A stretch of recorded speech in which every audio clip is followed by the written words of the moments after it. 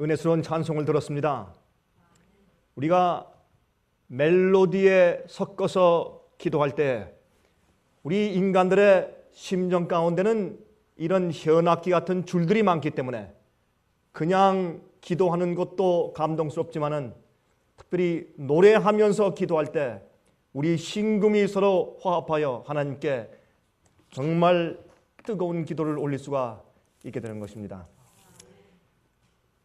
오늘은 제가 여러분들께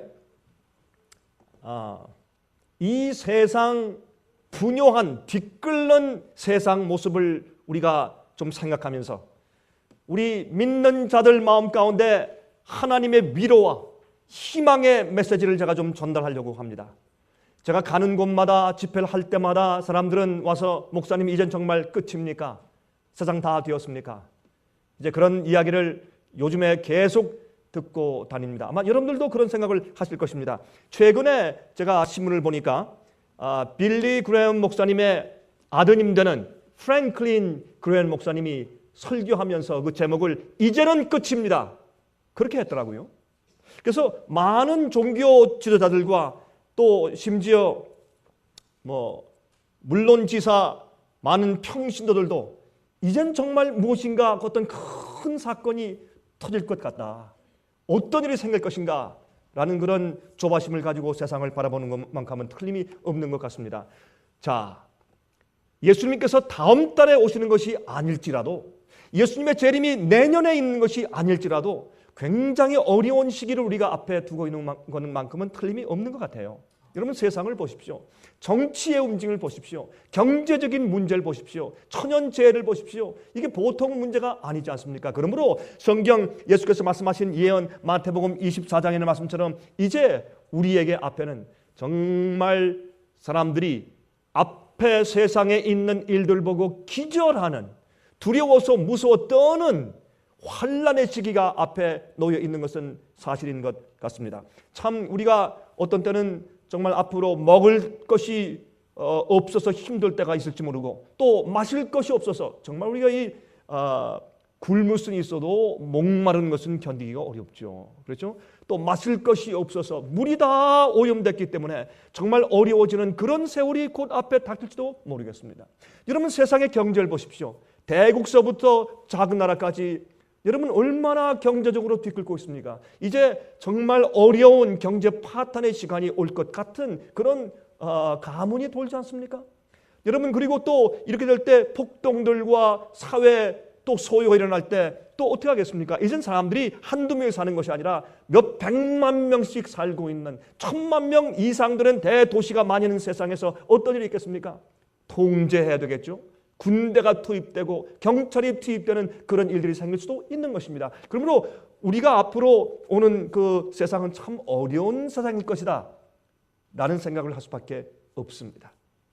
사실 이 성경을 믿고 또 주님을 아는 일에 전혀 상관이 없는 무신론자들도 이제 참 어려운 세상이 앞으로 곧 올 것 같다라고 다 말들을 이구동성으로 하고 있는 것이 아닙니까? 자, 이럴 때 우리 주님을 아는 사람들은, 성경 예언을 아는 사람들은 참 무섭다, 어떻게 하나, 그것보다 하나님 안에 피하고 주님의 능력 속에서 참으로 큰 위안을 받고 또한 확신을 가지고 앞을 바라보는 그런 소망을 가져야 할 것입니다. 저는 그래서 오늘 어떤 의미에서 제가 세상에 돌아가는 사건들을 말할지 모르지만 그러나 제가 오늘 말씀드린 제 말씀의 포인트는 하나님의 위로입니다. 소망의 메시지입니다. 희망의 메시지를 좀 말씀드리려고 하는 것입니다. 제가 오늘은 여러분들께 이와 같은 제목을 가지고 말씀을 좀 드리려고 하는 것입니다. 눈을 열어 보게 하옵소서.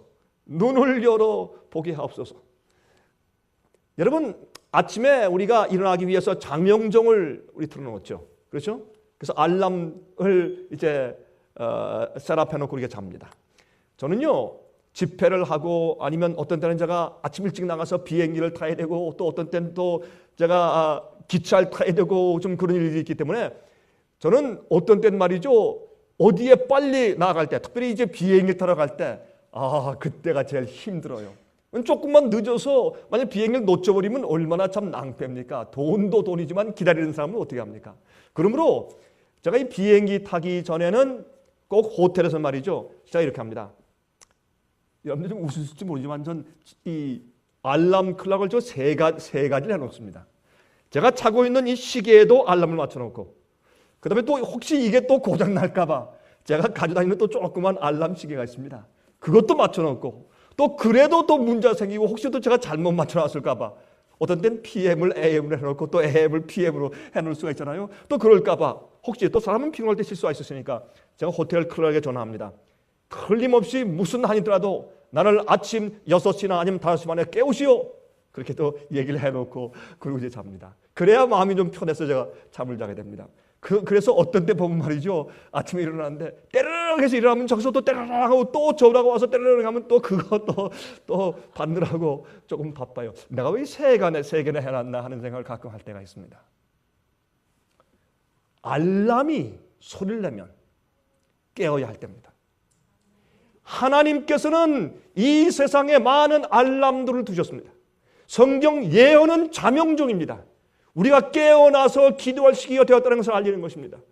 세상에 일어나는 분유한 일들은 하나님께서 우리에게 주시는 자명종입니다. 세상에 있는 재난들은 많은 사람들에게 아픔과 슬픔과 고난을 주지만은 하나님을 알고 예언을 믿고 예수의 재림을 고대하는 사람들에게는 하나님의 자명종입니다. 그런 일들은 우리를 깨어나게 만들어야 하는 것입니다. 여러분, 성경은 우리에게 이렇게 말씀을 하고 있죠. 로마서 13장 11절입니다. 또한 너희가 이 시기를 알거니와 자다가 깰 때가 벌써 되었으니 이는 이제 우리의 구원이 처음 믿을 때보다 가까웠음이니. 자다가 깰 때가 벌써 되었다. 자, 그런데 말이죠. 우리가 이 말씀을 읽을 때마다 한 가지 늘 의문이 생기지 않습니까? 왜? 구원이 처음 믿을 때보다 가까웠습니다. 이건 뭐 너무나 당연한 얘기 아닙니까? 작년보다 올해는 더 가까웠고 또 내년도가 더 가까울 것이고 처음 믿을 때보다 더 가까웠지 않느냐. 뭐 너무나 당연한 얘기를 가지고 자다가 깰 때가 벌써 되었으니 이런 말씀을 하셨는가. 좀 이상한 의문이 생깁니다. 그러나 여러분 이거를 하나 이해하셔야 합니다. 바울 시대의 사람들은, 특별히 사도 바울은 자기 시대에 예수님께서 오실 줄을 알고 있었습니다. 예수님께서 오실 것을 믿고 있었습니다. 그렇게 기도하고 있었어요. 그러니까 그들이 처음 믿을 때인데 이제 처음 믿을 때보다 어떻게 해요? 구원이 처음 믿을 때보다 더 가까웠다. 그 말은 이제 우리 시대에 이제 끝난단 말이에요. 처음 믿을 때하고 다르단 말이에요. 예수님 오신다, 그런 뜻입니다. 이게 왜? 자기 시대에 예수께서 오실 것으로 기대하고 믿고 살고 있었기 때문에 그런 것입니다. 이것은 예수님의 재림과 아주 깊이 관련이 되어 있는 것을 우리가 아는 것입니다. 자, 여러분, 그런데 천연재해들과 놀라운 성경 예언 성취들은 우리를 깨우시는 하나님의 극단적인 조치인 것을 우리가 이해해야 합니다. 제가 왜 이 말씀을 드리는가? 성경에 보면 주님께서 우리를 깨우시는 여러 가지 방법들이 있어요. 우리에게 병이 나게 하시고, 우리가 사고나 실수로 우리가 어려움 당하는 것을 주님께서 허용하시고, 주님께서 그런 것을 주시는 것은 아니나 우리가 그런 데 빠질 때 주님께서 어떤 때는 우리를 깨우시기 위해서, 정신 차리게 하기 위해서, 우리의 구원을 위해서 허용하시는 것입니다. 우리가 어떻게 합니까? 욥도 하나님께서 주시는 그런 시련들이 아니었죠. 마귀가 청했습니다. 주님께서 당신의 명예와 또한 욥의 그의 그 의로움과 우주 앞에 보이는 공정한 주님의 심판과 주님의 역사를 보시기 위해서 허용하신 것을 우리가 배우지 않습니까? 그러므로 주님께서 어떤 것들은 허용하시죠. 그래서 우리를 깨우시는 것입니다. 또 어떤 것들이 있습니까? 예언이 성취되는 것을 보면서. 그런데 그들 중에서 특별히 성경에 나타난 어떤 재난들이 일어날 때 그것은 주님께서 우리 보고 깨어나라고 하는 하나님의 극단 조치인 것을 우리가 이해해야 합니다. 어떤 사람들은 말이죠. 제가 최근에 만난 사람들 가운데 이런 사람들이 있어요. 아이고 참 일본 그 참 잘 혼난다 이번에. 왜? 옛날에 우리 36년 동안 우리 괴롭혔으니까. 전 그 말을 들으면서 가슴이 섬찟해요. 우리가 이래도 되는가, 믿는 자들이. 여러분, 과거의 일은 과거의 일이고, 아니 제가 뭐 애국주의자가 아니라서가 아니라 하나님도 반역자들, 그 악한 극악무도한 죄인까지, 그 십자가 옆에 있던 강도까지도 혹시 그들이 회개해서 구원할까 봐 그들 위에 피를 흘리시고 눈물 흘리신 분이 우리 주님이신데 어떻게 그런 말을 할 수 있을까? 자, 그런 생각을 하게 되었습니다. 그러므로 여러분, 이번에 일본의 대지진과 그 다음에 쓰나미와 또 원자력 발전소 사건, 정말 끔찍하죠. 이런 사건들은 오히려 그 나라 백성들을 이제 우상 숭배에서, 아니 하나님을 모르는 상태에서 깨어나서 다시 한번 생각할 수 있는 그런 기회를 주기 위해서, 아프지만은 주님께서 극단 조치로 그들을 깨우시는 일인지 우리가 어떻게 알겠습니까? 그러면 우리가 이 세상에 일어나는 모든 일들은 우리 하나님의 섭리로 볼 수가 있는 것입니다. 주님께서 일으키신 것은 아니라 이 세상의 죄의 결과를 어떤 데 주님께서 허용할 수밖에 없는 그런 입장이신 것을 우리가 알게 되는 것입니다. 자, 그 다음에 또 좀 생각을 좀 해보십시다. 여러분, 이 성경 가운데 보면은 우리가 아무리 보아도 이해가 안 되는 것들이 있어요. 제가 무슨 말씀을 드리려고 하는 것인가? 주님께서 우리를 깨우려고 애를 쓰시는데 사람들이 성경의 예언들을 이해하지 못해요. 보질 못해요. 보아도 보질 못해요. 오늘 우리 기도하시는 장로님 이렇게 기도하시되 눈이 있어서 보지 못하고 귀가 있어서 듣지 못하고, 이건 맹인이고 또 귀머거리예요. 그렇죠? 그러면 이게 뭐냐면 주님께서 이 성경 말씀 가운데 기가 막힌 예언들을 주셨어요. 제가 어떤 때 예언의 성취를 보면서 깜짝 놀라면서 세상에 어쩌면 이럴 수가 있겠는가, 정말 주의 말씀은, 이 성경은 하나님 말씀이구나. 그렇게 할 때 주위 사람들 보면 그저 뭐 아무 일도 생기지 않은 것처럼 가만히 있는 것 같아요. 참 답답해요. 주님께서 깨우시려고 해도 깨우실 수가 없어요. 그러면 여기 보면 스가랴서 4장 4절과 5절이라는 말씀 보면, 내게 말하는 천사에게 물어가로되 내 주여 이것들이 무엇이니까?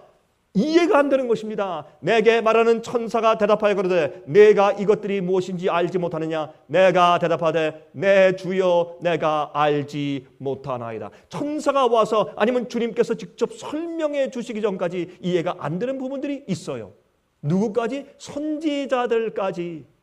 그러면 우리가 계속 성경을 탐구하면서 주님께서 우리가 어느 시대에 어떤 입장 가운데 살고 있는 것을 깨닫게 하시고 깨우실 때 우리가 그 주님의 깨우심에 우리가 부응해야 할 것입니다. 여러분, 그 다음에 또 있는 말씀을 좀 보도록 좀 하십시다.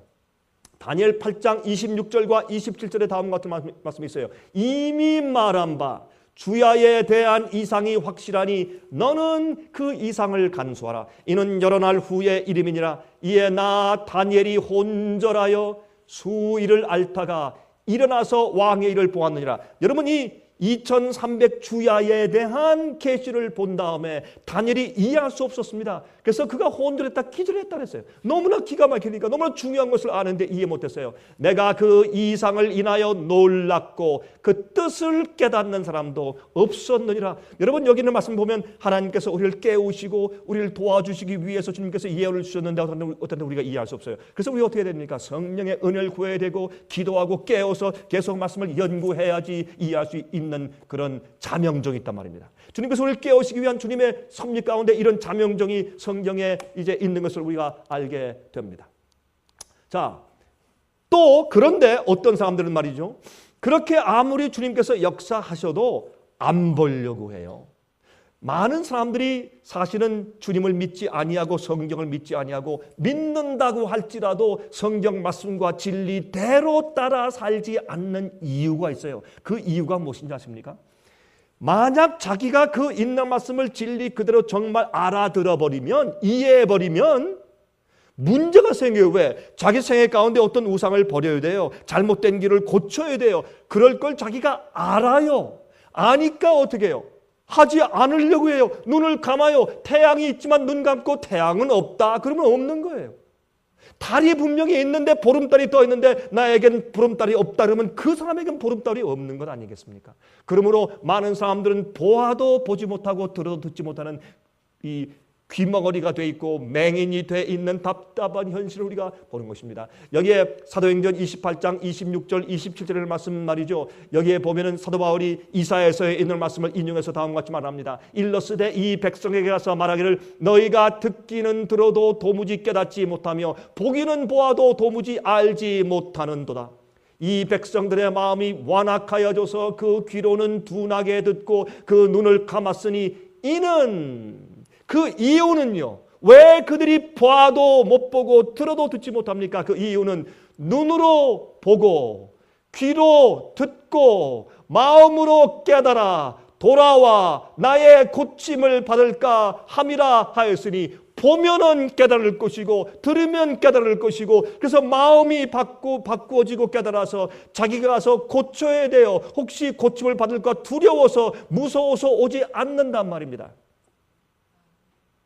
그러므로 주님께서 아무리 많은 것들로 깨우시고 우리를 정말 기도하게 하시고 경각심을 주시려고 성경에 많은 자명종을 장치해 놓으셨음에도 불구하고 사람들이 깨닫지 못하는 시대에 살고 있단 말입니다.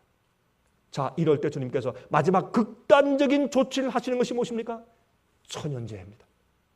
사고입니다. 큰 재난입니다. 여러분, 이런 재난들이 세계적으로 일어나면 watch out. 깨어나십시오. 기도할 때입니다. 때가 된 것입니다. 예수님 오십니다. 세상 역사가 끝나는 것입니다. 그러므로 여러분, 이런 것을 우리가 간단한 것이지만 성경 말씀을 통해서 우리가 어떠한 시점에 와 있는지를 이해해야 할 것입니다. 제가 볼 때 성경을 연구하고 예언을 강의하는 사람으로서 저는 분명히 믿고 말합니다. 지금 이 세상은 하나님께서 마지막 극단 조치를 취하셔서 믿지 않는 자들이 진리를 사모할 수 있는 기회를 만드시고, 믿는 자들도 우상을 가지고 죄 가운데 있는 자들이 회개해서 깨어나 기도하는 시기가 되었다는 것을 알리시고, 열심히 믿는 자들은 더 분발하여서 주님께 헌신하고 다른 영혼들을 위해서 일해야 하는 시기가 된 것을 알리는 시기가 되었다, 그 말입니다.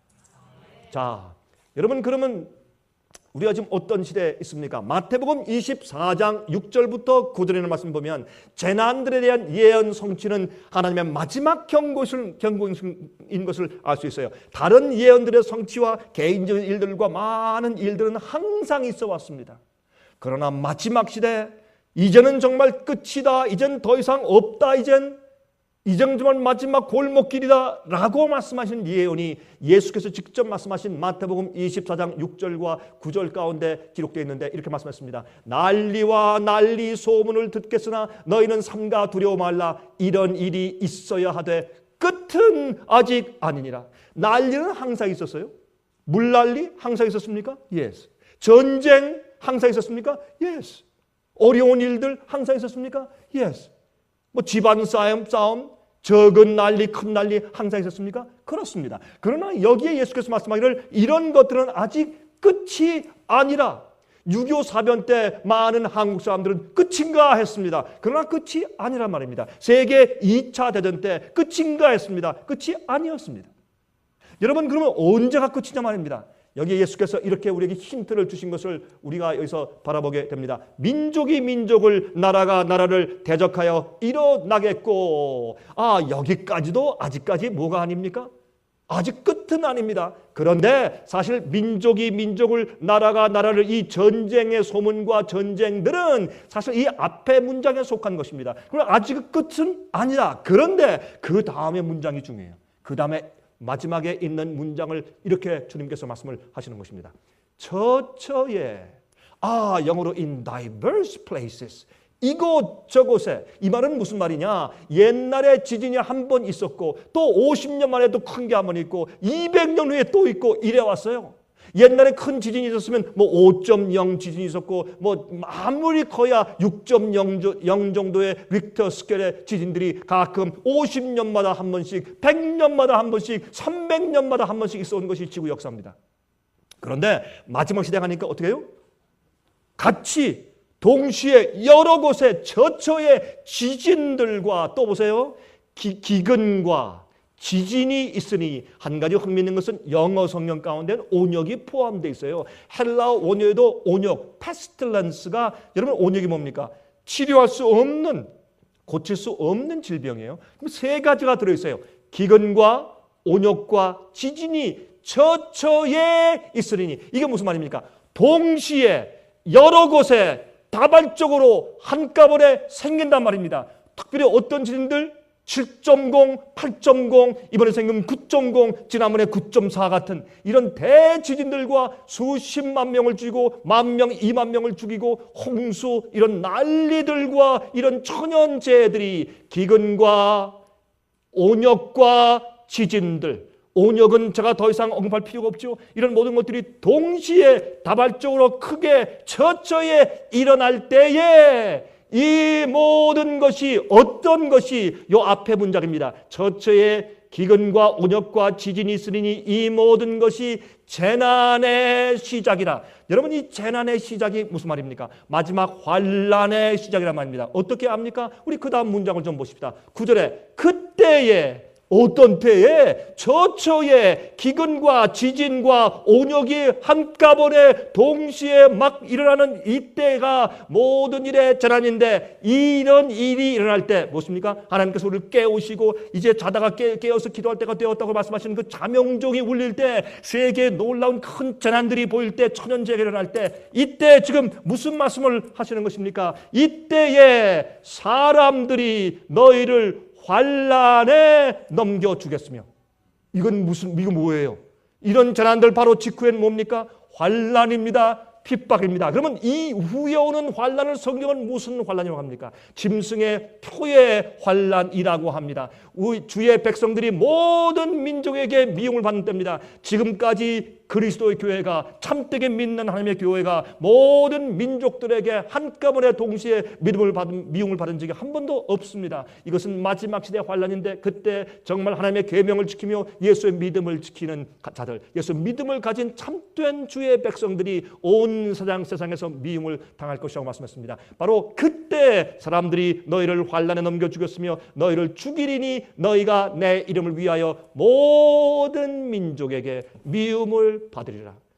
얼마나 정확합니까? 이렇게 간단하지만은 주님께서 이 짧은 말씀 가운데 얼마나 중요하게 또 정확하게 단계대로 우리에게 경고해 주셨느냐 말입니다. 자, 이번에 일본의 대지진. 여러분들도 이제 저를 위해서 늘 제가 이 선교 여행을 다닐 때 저를 위해서 기도해 주십시오. 참 감사합니다. 정말 제 마음으로 정말 진심으로 감사합니다. 또 이 화면 통해서, 이 방송을 통해서 저희와 함께 지금 예배에 같이 조인하신 분들, 한국에 계신 분들, 미국 각처에 계신 분들, 중국에 계신 분들, 또 뉴질랜드에 계신 분들, 카나다에 계신 분들, 많은 분들을 정말 여러분의 기도와 여러분의 성원에 정말로 감사합니다. 제가 이번에 이 지진 나기 바로 며칠 전에 제가 일본에 있었습니다. 제가 일본에서 집회하고 있었습니다. 제가 집회할 때 사실은 이번에 후쿠시마죠. 후쿠시마에 있는 이 원전이죠. 근데 사실 후쿠시마에 있는 원전과 그 다음에 도쿄 중간쯤에 동북부 지역에 있는 바다에서 지진이 났어요. 3월 10일 날. 여러분, 지진이 났는데 여러분, 이 지진 때문에 참 엄청난 일이 생겼죠. 근데 여기서 좀 떨어졌지만 사실 후쿠오카 조금 아래쪽에 제가 있었습니다. 물론 저 밑에는 오키나와도 갔었지만 거기서 올라오면서 후쿠오카에 있었어요. 만약에 제 생각에 제가 후쿠오카에 있을 때 지진이 터지고 해일이 났다, 그러면 어느 정도 제가 피해를 좀 받았을까? 어떻게 했을까? 또 사람들이 비행장에 막 몰려들어서 난리가 났는데 내가 돌아올 수 있었을까 하는 생각도 제 머리에 스쳐 지나가기도 했습니다. 뭐 주님께 제가 제 생명과 모든 생을 맡기고 있지만은 그런 생각이 제 마음 가운데 들어왔습니다. 참 엄청난 일이 생겼습니다. 그렇죠? 근데 이번에 난 이것은 제일 처음에 8.9 지진으로 했다가 나중에 9.0으로 이제 상승시켰죠. 여러분, 9.9 이상의 지진은 대지진입니다. 여러분, 이것이 어떻게 바다 밑에서 났습니까? 그런데 재밌는 것은 바다 밑에서 지진이 난다고 해서 그게 전부 다 쓰나미가 되는 것은 아닙니다. 바다 밑에서 나는 지진들이 꽤 많이 있는데 그것이 쓰나미화하지 않는 이유는, 며칠 전에 미얀마에서 지진이 났죠. 바다 밑에서 났어요. 근데 그것이 여러분 이 쓰나미화 되지 않았습니다. 왜 그러냐면 쓰나미는 밑에 있는 바다의 그 바닥이 그게 갈라지면서 한쪽에 튀어올라 바닷물을 때려야 합니다. 그러면 한번 때리면 이 바닷물이 약 600마일 속도, 그러니까 약 한 760km, 뭐 800km 맞습니까? 아니면 그 적어야 합니까? 키로는? 예? 뭐 키로는 더 많아야죠. 그렇죠? 그러니까 한 600마일 정도의 이 시속, 그 속도 정도로 바닷물이 달려오니 생각해 보세요. 바닷물이 몇십 마일 밖에 있더라도 또 오는데 지진 난 다음에 뭐 금방 오더래요. 바닷물이 금방 다가와서 피할 수가 없더래요. 이 주민들 말에 의하면 그 생존한 사람들 말이 고백을 하는데 이 정말 이 사이렌이 막 불어서 흔들린다 도망가자 하는데 물이 들어오더래요. 그렇게 빨리 왔어요. 근데 참 이번에 제가 참 인터넷을 통해서 TV 뉴스를 통해서 제가 참 자세히 지켜보면서 눈물이 나요. 얼마나 끔찍한지, 얼마나 불쌍한지. 우리 옆 마을에 있는 한국 옆 동네에 있는 일본 사람들인데 과거는 우리가 무시하고 참 그들이 울부짖는 모습 보면서 참 제 가슴이 참 많이 아팠습니다. 엄청난 지진이었습니다. 정말 일본 열도가 흔들리는 지진이 일어났습니다. 그런데 이 지진 때문에 파괴된 이런 것들 좀 보십시오. 뭐 어떻게 차마 눈을 뜨고 볼 수가 없을 정도의 그런 참화가 일어났습니다. 그리고 여러분 여기 볼 때 꼭 무슨 이 개울물이 넘쳐흐르는 것처럼 보이죠? 아닙니다. 이건 엄청난 물입니다. 여러분 이것은 위에서 비행기에서 찍어서 그렇지 여러분 여기에 우리는 개미처럼 보여야 합니다. 여기에 큰 트럭이나 자동차도 너무 적게 조그만 조약들처럼 보이죠. 이 어마어마한 바닷물이 많은 도시를 갑자기 휩쓸어 버리고 말았습니다. 여러분 배들과 그다음에 이 자동차들이 함께 이제 이렇게 엉켜서 물에 떠내려가면서 어느 바위나 아니면 교량에 부딪혀서 깨어지는 그런 모습을 보면서 제가 참 정말 마음 가운데 슬픔과 그런 저도 같이 고통을 느끼게 되었습니다. 한 번 지진이 휩쓸고 한 번 물이 휩쓸어 가니까 갑자기 이렇게 탈바꿈한 모습을 우리가 보는 것입니다. 여러분 이것은 사실 더 많이 그림을 볼 필요가 없죠. 얼마나 끔찍한 일들입니까? 어떻게 세상에 이럴 수가 있습니까, 여러분? 그리고 또 불이 났어요. 한 번 또 수마가 지나가니까 전기 이 회로에 문제가 생겨서 계속해서 엄청난 그런 화재가 일어난 것을 우리가 알게 돼요. 또 화력 발전소가 터졌습니다. 엎친 데 뒤친 격으로 화력 발전소가 터졌어요. 제일 큰 문제는 원자력 발전소 원전 사고입니다. 여러분 이것은 문제입니다.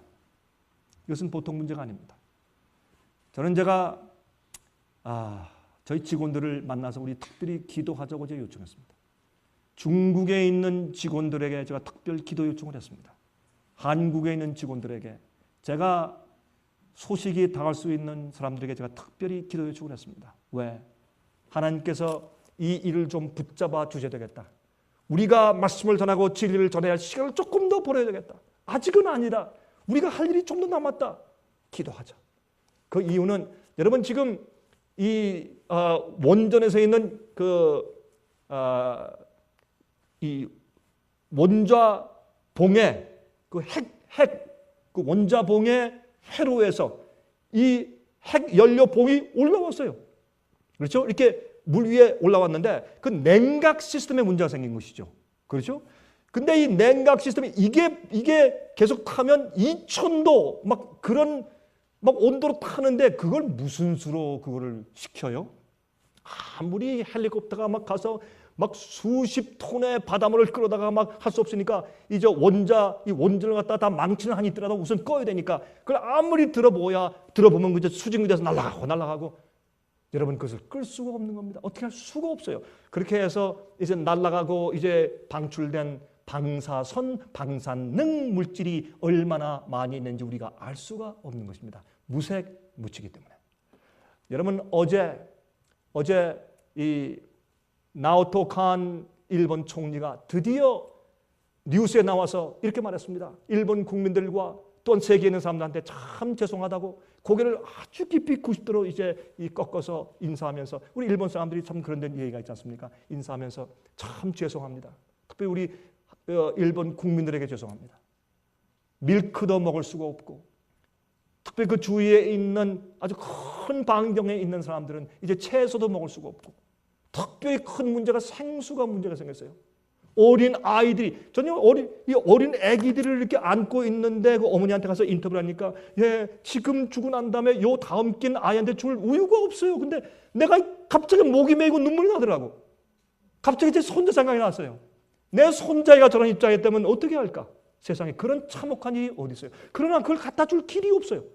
너무 수용소 사람들이 들끓고 있기 때문에. 한 가지 참 제가 감격한 것은 그런 수용소에 사람들이 이렇게 많이 있는데 사람들이 50명, 100명 있는데 우동이 한 10그릇밖에 안 왔어요. 그러니까 그걸 양보하면서 줄을 서 가만히 있는 일본 사람들의 질서를 보면서 제가 또 감탄했어요. 이럴 때 소리 지르는 사람이 없어요. 그리고 이 그로서의 수도에 그냥 막 식품이 막 떨어져 있는데 훔쳐가는 사람이 없어요. 도대체 어떻게 이런 사람들이 다 있나라는 생각이 날 정도로 그렇게 질서정연했어요. 그런데 아십니까? 이게 2주가 지나가니까 사람들이 달라기 시작해요. 배고프고 목마르고 애들이 울고 이제 죽게 생겼어요.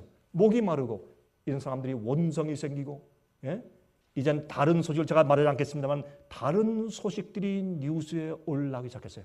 왜? 그들도 인간이니까. 아무리 훈련이 잘 되고 예의 있는 그런 국가라고 할지라도 인간이니까 이상한 일들이 생기기 시작했어요. 여러분이시여 참 어려운 그런 시간이 되었습니다. 여러분 그런데 어제 180명이 사무라이 정신을 가지고 180명이 뛰어들어갔죠. 그래서 지금 물론 그들이 이 특별한 옷을 입었지만 그러나 그들이 죽음을 각오하고 사무라이 정신으로 뛰어들어가서 그걸 좀 막고 있어요. 근데 거기서 일하는 사람 가운데 이 너무 뜨거운 원자 이 방사능 때문에 피부가 꼭 타버렸어요. 그걸 보고 어떻게 해요? 다 지금 철수시켰죠. 다시 지금 어떤 움직임을 하지만은 보통 일이 아닙니다. 최근 어제예요.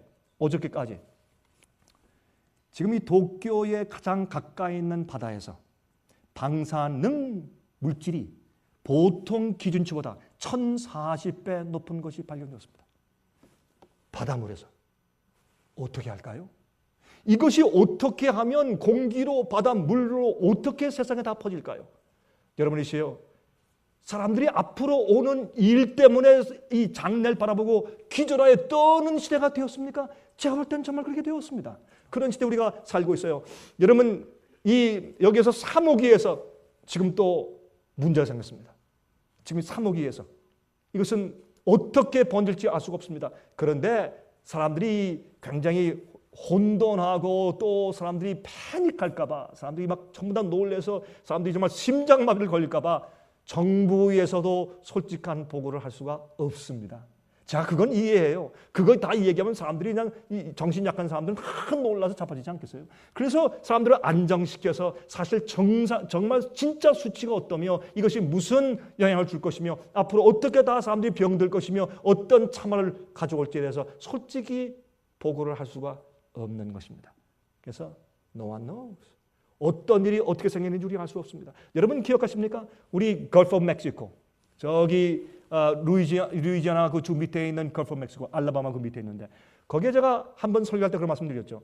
지금 BP와 미국 정부에서 이상한 박테리아들이 와가지고 그 스필된 흘려진 기름들을 전부 다 잡아먹어서 깨끗하게 되었습니다. 수영하러 오십시오. 관광 오십시오. 고기 잡으시오. 새우 잡으시오. 조개 잡으시오. 그렇게 난리를 했죠.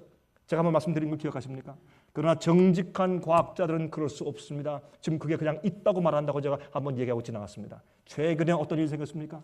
한 미국에 있는 대학의 학자들이 가서 연구했는데 왜 연구했습니까? 지금은 돌고래 새끼들이 산란 시기예요. 그럼 새끼들이 나와야 할 텐데 새끼들이 자꾸 죽어서 떠서 나오는 거예요. 해변가로. 이상하다 하고 연구해보니까 그 흘려진 그 기름이 90% 이상이 아직도 그 바다 밑에 그냥 깔려있는 것을 발견하게 되었어요. 신문에 나온 것을 읽으셨죠? 이게 무엇입니까?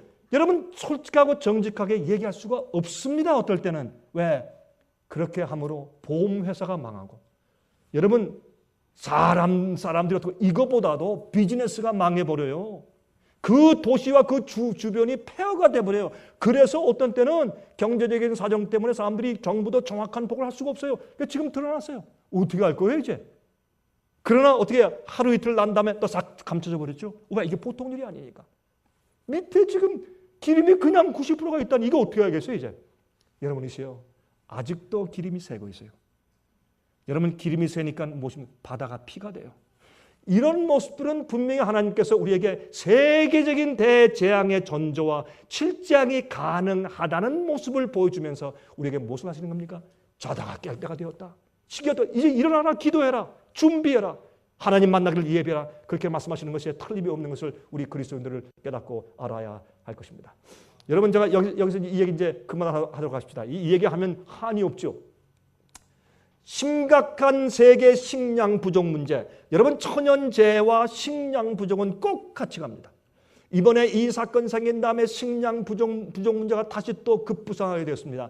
여러분, 재해들은 기근을 불러옵니다. 천연재해는 땅을 황폐케 하기 때문에 기근을 불러와요. 그렇죠? 여러분, 지금 이 식량 부족 위기는 보통 문제가 아닙니다. 왜 그러할까요? 첫 번째, 곡창지대들, 예를 들어서 중국, 러시아, 오스트레일리아 같은 이런 큰 곡창지대들에 지난 몇 년 동안 계속해서 기근들이 있었습니다. famine. 예수께서 말씀하기를 마지막 시대 처처의 기근과 온역과 계속 기근이 있습니다. 동시에 여러 곳에 큰 기근들이, 또 온역들, 고칠 수 없는 병들이, 조류독감, mad cow disease, 그렇죠? 또 뭐가 있어요? 예? food and mouth disease, 그냥 또 특별 플루 같은 거, 예? 돼지독감, 스와인 플루라고 그러죠? 이런 것들, H1N1이라고 부르죠. 이런 것들이 한두 가지냐 말입니다. 얼마나 많은 고칠 수 없는 질병들이 도처에서 일어나고 있습니까? 그런데 거기에서 지진이 여러 군데 생겼는데, 특별히 이 기근들은 동시에 세상에 많이 있는 것을 볼 수 있습니다. 곡창지대에 기근이 생겨요. 이것은 세계적인 식량 문제를 조장합니다. 많은 땅들이 자동차 연료를 위한 알코올이나 케로신을 재배하는 곳으로 탈바꿈했습니다. 세상에 여러분, 이런 게 어디 있습니까? 예? 알코올과 케로신을 만들기 위해서 곡물을 키우고 옥수수를 키우는 그런 데서 말이죠. 옥수수에서 그걸 또 캐는 것도 만드는 것도 있지만, 어떤 때는 이런 케로신 만들고 알코올 만드는 꽃밭으로 좀 바꿔버리니까 우리가 더 굶어 죽지, 먹을 게 더 없죠. 여러분, 올해 2010년도 봄에 지금까지 이 곡물가가 뛴 것을 아십니까? 엄청나게 뛰었습니다. 46% 뛰었습니다. 앞으로 점점 뛸 것입니다. 100%, 200%, 300% 뛰어갈 때 어떻게 될 것입니까? 여러분, 이렇게 사람들이 말하죠. 경제학자들이. 만약에 지금 미국의 이 오일 가격이, 만약에 미국의 오일 가격이 5불선인데 지금은 4불 벌써 지나갔죠? 어떤 때는 4불 한 20전 이렇게 되죠? 5불선 이상으로 올라가기 시작하면 미국의 우리의 삶에 큰 문제들이 생기기 시작합니다. 지금 이런 편안한 시대는 이제 곧 지나갈지 모르겠습니다. 자, 그다음에 밀과 옥수수의 생산량과 매년 이제 레인이 될 위해서, 앞으로 어려운 때를 위해서 저장하는 저장량이 매년마다 수천만 톤씩 줄어들고 있습니다. 수천만 톤씩 줄어들고 있습니다. 참 놀라운 사건이죠. 천연재해들이 증가합니다. 이런 이유들 때문에 식량의 문제가 생겼다 그 말입니다. 이 식량의 위기는 적은 문제가 절대 아닙니다. 여러분, 2011년도 2월 달에 불란서에서 열린 G20 회의에서 그 주제가 세계 식량 부족과 폭동 문제였습니다. 이것이 그들이 이 20개 국가가 모여서 그들이 회의한 의제였습니다. 2011년도, 이 재미있는 얘기예요. 2011년도 1월 13일자에 EU 타임스 신문은 미국에 안 났는데, 여러분 어떤 데 제가 말이죠, 영국 신문이나 아니면 유럽 신문들을 가끔 제가 읽는 이유가, 미국 신문엔 전혀 나지 않는 미국의 소식이 유럽 신문에 나요. 여러분 아십니까? 저는 그래서 가끔 유럽 신문을 제가 읽습니다. 근데 인터넷에서 읽기가 참 쉬우니까. 근데 유럽 신문에서 1월 13일자에 말하기를, 오바마 대통령은 봄에 있을 가능성이 있는 식량 폭동에 대비하여 군대들을 준비시키라고 명령하였다. 그러한 기사가 났어요. 근데 저는 그건 몰랐습니다. 미국 신문에 USA Today 왜 없더라고요. 근데 EU 신문에 난 것을 제가 보게 되었습니다. 참 흥미있는 일이 아니겠습니까? 자, 또 UN World Food Program, 세계 이 식량 프로그램의 총재인 조세트 시란시의 성명을 들으면 다음과 같이 말했습니다. 세계는 이제 드디어 식량 공급의 문제가 심각한 수준까지 이르렀습니다. 사람들이 먹을 것이 부족하면 세 가지 선택을 하는데, 첫째는 폭동을 일으키는 것이고, 둘째는 먹을 것을 찾으러 다른 지역으로 옮겨가는 것이고, 세 번째는 죽는 것입니다. 이것이 앞으로 오는 문제다. 이렇게 그가 성명에 발표하는 것을 보셨습니다. 자, 그래서 그 많은 사람들이 이젠 끝인가? 성경에도 Is this the end? 이제 끝인가? 라고 신문들도 말하는 것을 우리가 보게 돼요.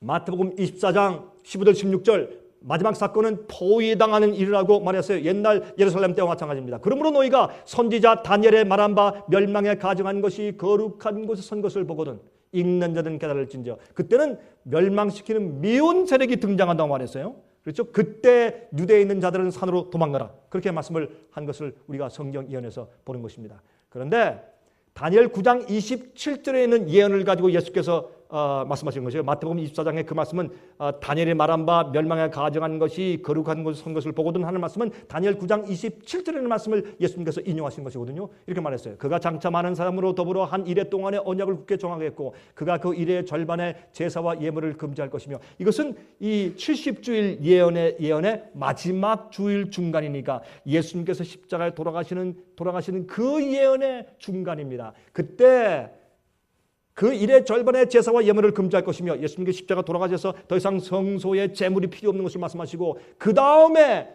또 잠포하여 아주 이 강력하고 잔인한 미운 물건이 날개를 의자에 설 것이며 또 이미 정한 종말까지 진노가 황폐케 하는 자에게 쏟아지리라 하였느니라. 다시 말해서 로마 군대가 AD 70년도에 예루살렘을 포위해서 멸망시킨 사건을 예수님께서 이렇게 말씀하신 것입니다. 미운 물건이. 그런데 우리가 한 가지 이해할 것은 흥미있는 것은 말이죠. 마지막 시대에는 이 로마가 옛날에 예루살렘을 포위한 것이 이제는 사실은 현대 로마의 세력이 전 세계를 포위하는 것을 상징한 것을 우리가 이해해야 될 것입니다. 토마스 제퍼슨 옛날 미국의 대통령이 다음과 같이 말했습니다. 은행 제도는 적군의 포위보다 더 위험한 것이다. 제가 시간이 없기 때문에 설명을 안 하겠습니다. 무슨 뜻인지 여러분 아시죠? 또 헨리 키신저, 유명한 정치인, 미국의 정치인 헨리 키신저 씨는 말하기를 돈을 지배하는 자들이 세계를 지배하는 것이다. 일루미나티, 프리메이슨, 세계주의자들이 어떤 일을 합니까? 세계은행을 통해서 일하고 있는 것을 우리가 알고 있지 않습니까? 세상이 한 경제가 되고 온 세상이 그런 입장이 된 것을 우리가 알게 된 것입니다. 우리는 경제 노예가 되어서 이 경제로 다 둘러싸여서 포위되어 있는 것을 압니다. 누가복음 21장 25절부터 28절까지 있는 말씀을 우리가 봅니다. 이룰 성실에는 징조가 있겠고 땅에서는 민족들이 바다와 파도의 우는 소리를 인하여 혼란 중에 곤고할 것이라. 여러분, 제가 지난 시간도 말씀을 좀 드렸습니다마는 이렇게 바다의 파도와 그런 바람 부는 소리를 통해서 쓰나미에 대한 생각, 기억 때문에 이렇게 두려워한 때가 세상에 언제 있었습니까? 바로 이런 예언이 성취되는 하나님께서 마지막 극단 조치를 취하시는 그런 때 우리가 살고 있는 것을 보는 것입니다. 그런데 자, 이제부터는 제가 이만하면 제가 꽤 오래 참 그림한 어두운 그런 그림을 제가 충분히 보여드렸죠. 왜? 이렇게 극단 조치를 취해도 깨닫지 못하는 사람들이 있기 때문에 화면을 보시는 분들을 위해서 제가 다시 재반복하며 설명을 드린 것입니다. 이제부터 우리 희망의 모습을 좀 결론으로 잠깐 보십시다. 이런 일이 되기를 시작하거든 일어나 무엇을 들라? 발을 들라? 나가서 뭐 운동해라? 예? 이런 거 아니에요. 머리를 들라. 어디로? 하늘로. 왜요? 너희 구속이 가까웠느니라 하시더라. 여러분 영어 이런 말이 있습니다. It's gonna be our heyday. It's our heyday. 그건 뭐냐면 hey는 여러분 이 한국말로 hey를 뭐라고 해야죠? 그냥 hey입니까 여기서도? 마초. 고맙습니다. 이 마초, 건초, 그렇죠? 이런 것들을 이 술에 뒤에 싣고 어린아이들 그 위에 올라타고서 막 놀면서 이렇게 하는 그런 축제 때, 페어 때, 그렇게 할 때 사람들이 It's heyday 그렇게 말하지 않습니까?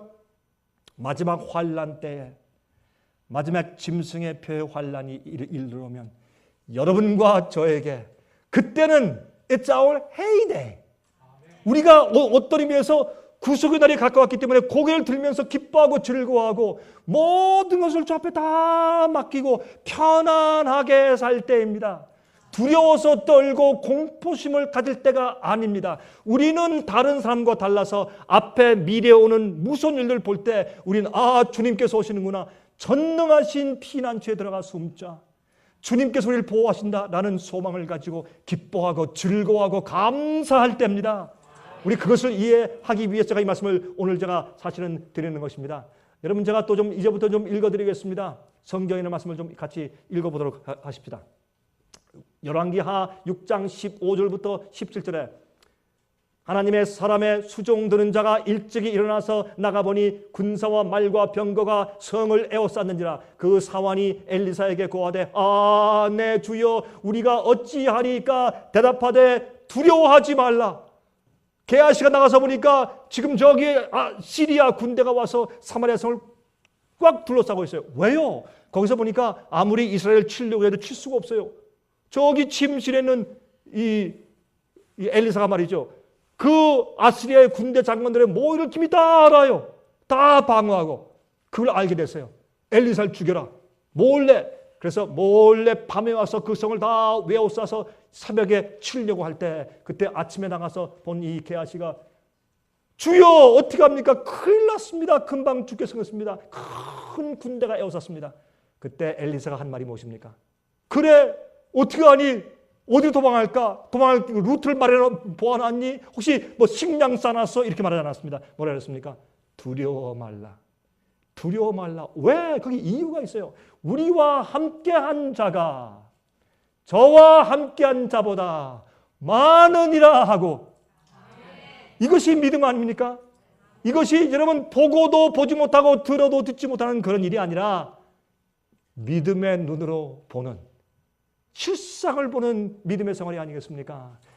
우리와 함께한 자가 저와 함께한 자보다 많으니라 하고 기도하여 가로되 여호와여 원컨대 저의 눈을 열어서 보게 하옵소서 하니 여호와께서 그 사환의 눈을 여심해 저가 보니 불말과 불경거가 산에 가득하여 엘리사를 둘렀더라. 할렐루야 아멘. 얼마나 좋아요. 근데요 이 시리아 사람들이 엘리사를 죽이려고 온 것은 그냥 병거와 그냥 말들인데 하나님의 병거는 불병거고 하나님의 말은 불말이에요. 누가 이기겠습니까? 이건 말도 안 되는 얘기지만 상대가 되지 않죠. 여러분 이 세상에 어떤 일이 생기고 어떤 재난이 오고 어떤 재앙이 올지라도 하나님을 신뢰하고 전능자의 날개 아래 숨는 자들, 주의 피로 씻음 받고 의의 옷을 입고 의롭다함을 인정받은 사람들에게는 주님께서 재앙들과 재난들이 그들에게 해를 주지 않게 보호하실 것입니다. 여러분 세상이 마귀가 우리를 죽이기 위해서 달려들지라도 주님은 불수레와 불병거와 불말들로 우리를 지키실 것입니다. 이것을 보는 그 눈이 우리에게 영적으로 열려야 할 것입니다. 여러분 빌립보 4장 6절 보세요. 아무것도 염려하지 말고 오직 모든 일에 기도와 간구로 너희 구할 것을 감사함으로 하나님께 아뢰라. 여러분 앞으로 어려움이 생기고 극단적인 조치를 통해서 천연재해가 오고 별일이 다 생길 것입니다. 그러나 여러분 걱정하지 말고 우리가 제일 먼저 해야 될 것은 감사함으로 주님께 아뢰고 기도하십시오. 주님께서 우리를 버리지 아니하실 것입니다. 또 계속 읽겠습니다. 잠언 24장 10절 보십시오. 내가 만일 환난 날에 낙담하면 내 힘의 미약함을 보임이니라. 여러분이시여 많은 사람이 두려워하고 그다음에 떨 때에 여러분 걱정하지 마세요. 하나님이 돌아가셨습니까? 주님께서 우리를 잊으셨습니까? 천사가 갑자기 행방불명됐습니까? 지구가 흔들릴 때 그들은 전부 다 저 우주의 저쪽으로 먼 곳으로 다 이주해 갔습니까? 무엇이 문제입니까?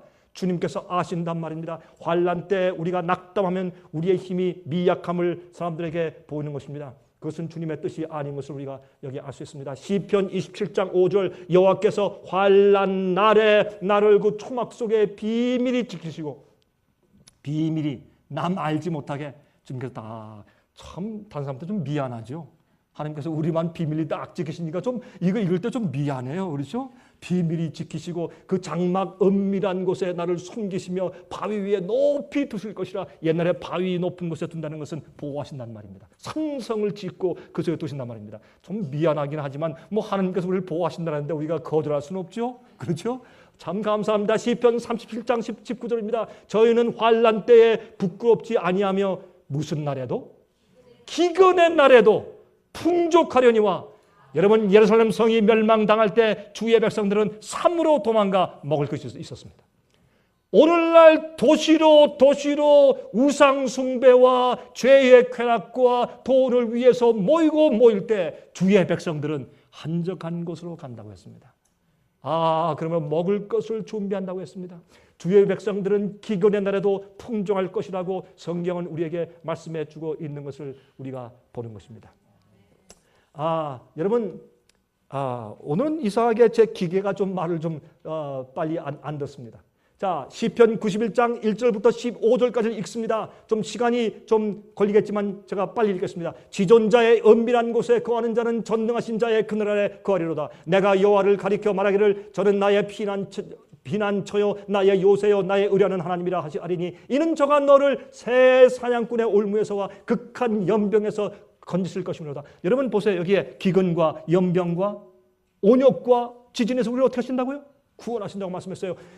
저가 너를 그 깃으로 덮으시리니 내가 그 날개 아래 피하리로다. 그의 진실함은 방패와 손방패가 되나니 너는 밤에 놀램과 낮에 흐르는 살과 또 흑암 중에 행하는 연병과 백주에 황폐케 하는 파멸을 두려워 아니하리로다. 할렐루야 아멘입니다. 천인이 내 곁에서 만인이 내 우편에서 엎드려지려니와 이 재앙이 내게 가까이 못하리로다.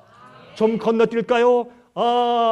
여러분 보세요. 11절 저가 너를 위하여 그 사자들을 천사들을 명하사 내 모든 길에 너를 지키게 하심이라. 얼마나 감사합니까? 여러분 위로의 말씀입니까? 그렇습니다. 또 이렇게 말씀하십니다. 12절에 자 저희가 그 손으로 너를 붙들어 발이 돌에 부딪히지 않게 하리로다. 내가 사자와 독사를 밟으며 젊은 사자와 뱀을 발로 누를 것이라. 자 하나님이 가라사대 저가 나를 사랑한즉 내가 저를 건지리라. 저가 내 이름을 안즉 내가 저를 높이리라. 저가 내게 간구하리니 내가 응답하리라. 저희 환난 때 내가 저와 함께하여 저를 건지고 영화롭게 하리라. 우리를 보호하고 건질 뿐만 아니라 그때 우리를 높이셔서 영화롭게 하시겠다고 말씀하십니다. 주님께서 교회를 영화롭게 하신단 말입니다. 자, 계시록 7장 14절 보세요. 마지막 주의 백성들이 어디서 나옵니까? 이는 큰 환난에서 나오는 자들인데 왜요? 어린 양의 피에 그 옷을 씻어 희게 했기 때문에. 여러분이시여, 환난을 위한 준비가 무엇입니까? 예수의 피로 우리 양심을 씻는 것입니다. 의로움을 받는 것입니다. 복음의 경험을 하는 것입니다. 하늘에 가서 영원히 살 수 있는 거룩한 자들과 함께 영원히 살 수 있는 우리의 마음과 품성을 준비하는 것입니다. 이 예복을 입으면 앞으로 사람들이 기절하여 넘어질 때 하나님이 여러분을 보호하시고 영광스럽게 높이실 것입니다. 이것은 우리가 분명히 주의 약속에 의해서 믿을 수 있는 것인데, 여러분 요한계시록에 예수께서 다시 오시는 광경을 말 타고 오시는 장군으로 표현되어 있어요. 왜요? 우리가 환난 가운데 있으니까, 전쟁 중에 있으니까 도우시기 위해서 장군으로 칼을 드시고 뒤에 따라오는 천천만만 천사의 군대를 이끄시고 우리를 데리러 오신단 말입니다. 얼마나 감사합니까? 저는 예수님의 재림의 이 광경을 그리면서 볼 때마다 제 가슴이 뜁니다. 여러분 이제 우리 이 말씀을 함께 읽고 이제 마칩니다. 요한계시록 22장 20절 제가 읽겠습니다. 이것들을 증거하신 이가 가라사대 내가 진실로 속히 오리라 하시거늘 다 같이 아멘. 주 예수여 오시옵소서. 하나님께서 주의 약속대로 우리를 마지막 시대에 보호하시기를 간절하게 바랍니다. 하늘에 계신 우리 아버지시여, 이렇게 분요하고 어지럽고 무서운 세상에 살고 있지만은, 앞으로 장로의 그림이 어두운 세상에 살고 있지만은, 이렇게 밝고 이렇게 소망이 되는 약속을 주심을 감사합니다. 주님, 우리가 해야 할 것은 한 가지밖에 없습니다. 우리 매일 주 앞에 굴복합니다. 그리고 우리 양심을 주의 거룩한 보혈의 피로 씻기를 소원합니다. 저희를 의롭게 해 주시옵소서. 복음의 능력과 소망으로 저희와 함께 해 주시옵소서. 앞으로 어떤 일이 생기더라도 전능자의 날개 속에 있는 주의 백성들이 흔들리지 않도록 해주시고 해받지 않게 해 주시옵소서. 예수 그리스도의 거룩하신 이름만 의지하여 간절하게 기도합니다. 아멘.